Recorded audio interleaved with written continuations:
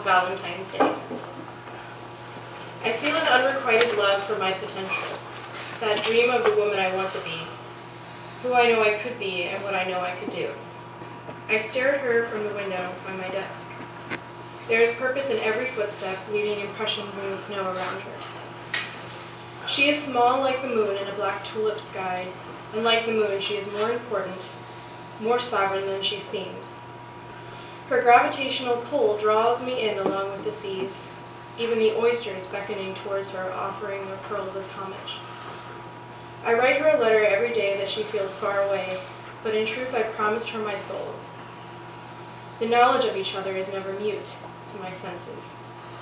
Staring down through the glass pane of my former self, I watch her stop in the street. In some unexpected turn, she glances up at me, and at that moment, my hope is manifest again in the ink beneath my pen.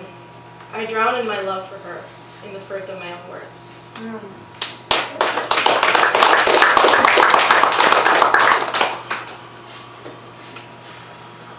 So, the next poem is entitled Jerusalem. Cornflowers wither against the backdrop of all of our scenes, but there remains the memory that their hue once enchanted unstaged feelings between us. Snow falls in every photograph, on our faces, our eyes, but we never move. We are frozen in time, though I remember flakes resting on our lashes. Did we laugh? I think so. I feel my heart turning into a bag of sand. Then I watch you throw it into the sea with your words. How will we ever be without air, I think, as we sink, that part of you that was a part of me? I'm crying in the desert on the outskirts of a holy city, the place at the center of everything and everyone. You left me there where the sand was once the sea. The heat dries my tears, and brittle stalks of cornflowers touch the tips of my fingers as I walk away from you and their dying hue.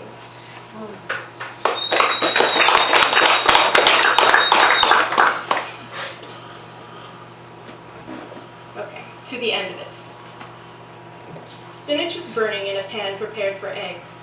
As I think of that time a year or so ago when you made me a spinach omelet in your old kitchen, in the apartment with the couch that enveloped us when we sat together thinking similar thoughts.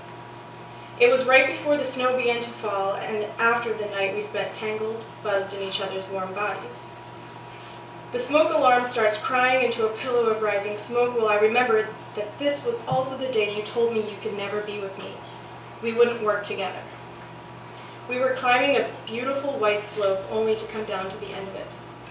I cried, not understanding how men do and say things they never actually mean, creating while they destroy.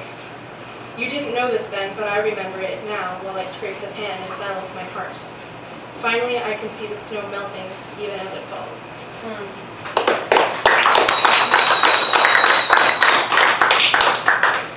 So, I have one more, 2 if there's time. Without myself. Is it possible to forget the body and yet feel one's soul deliberately? Lying on the sand, fully clothed in my dress, the late evening sun presses me like a man who has wanted me forever. I pretend to deny him, and I am successful in denying myself. I want to forget this body, to allow it to seep into the sand, mixing with the wind when I relinquish the senses. Do I lose the feeling of being swept away?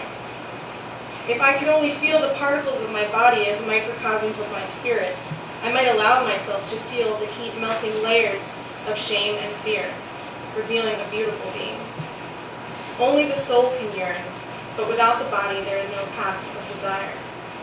Without desire we cannot create ourselves, and without ourselves there is no one to love.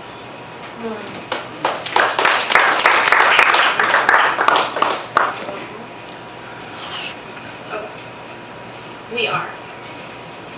We are many-layered beings housed in memory shells. Our cracks and chips do not detract from our design. These are only evidences of our survival. Our bodies sometimes become homes for others, and when we wither away, pieces of ourselves become part of the landscape.